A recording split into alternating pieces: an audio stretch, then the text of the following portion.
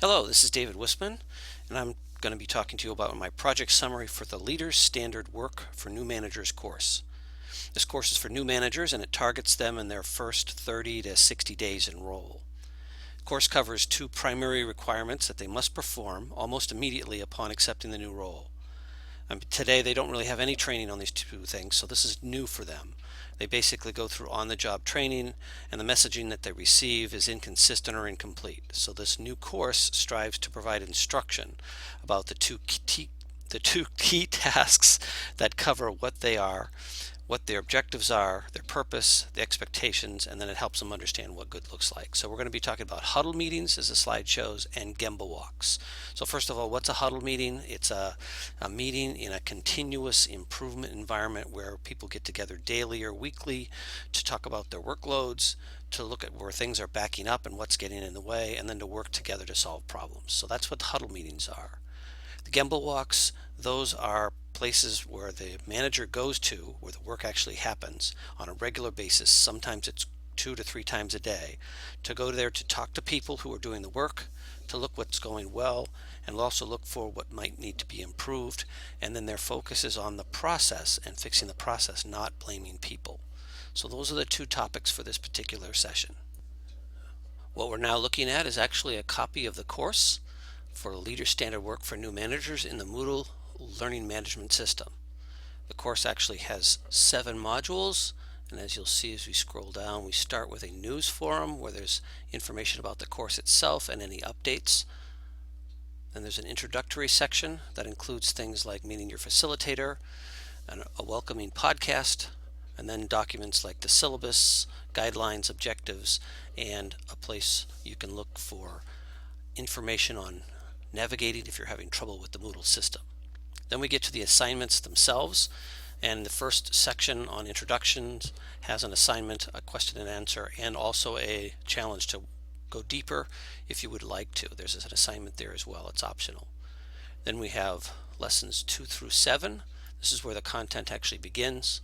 Starts with the huddle meeting objectives, and you'll see in here there are actually objectives, an assignment, there are 4 videos, 2 Word type documents to look at. One is a blog and one is a handbook, and then there's a discussion posting rubric that goes along with the assignment.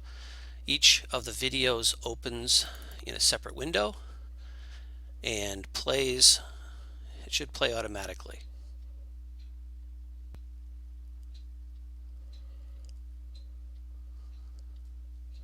So this is going to kick off and play in just a moment.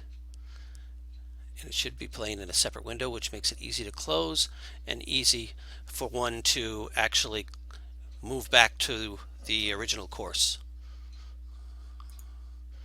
And then we go from there to the second lesson, which is a story of the board. You'll see a third lesson on huddle meeting preparation.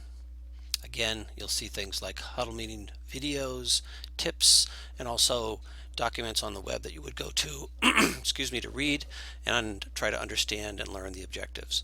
Each of these sessions has a discussion posting requirement. Some of the discussion posting requirements are done in groups and some are done individually.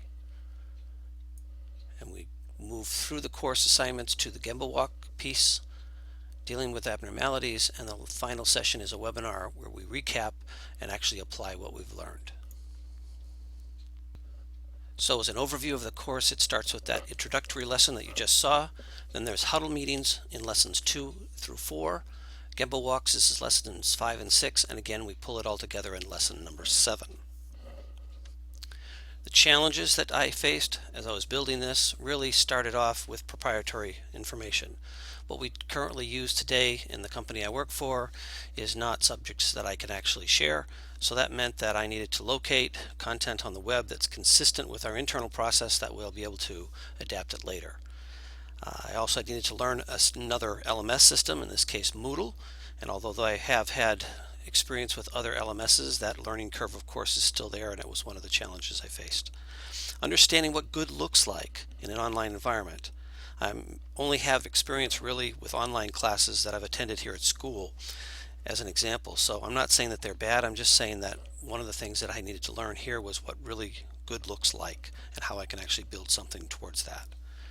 And then last, I had a midstream virus. I had pop-ups coming up in the middle of my Moodle sessions, pop-ups that were not there before. I had words suddenly appearing as links to third-party advertising websites, and it was really disconcerting.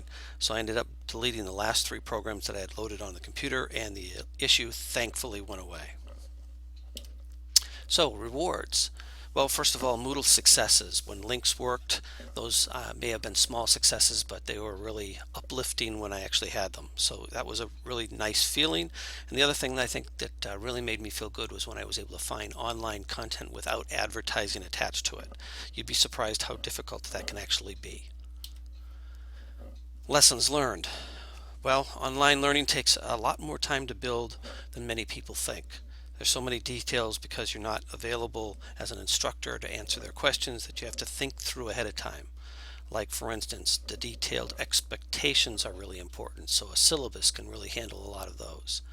Navigation instructions tend to be very detailed. They need to be probably more detailed than you think. For instance, how to exit a screen, depending on how you've gotten there in the first place. And those interactions have to be actually programmed out, and you have to put them in the actual navigation instructions. The need to plan for facilitator, participant, and the introductory exercises as well, those interactions, and to make sure that you have enough of them and that they're spread through the course using different types of approaches.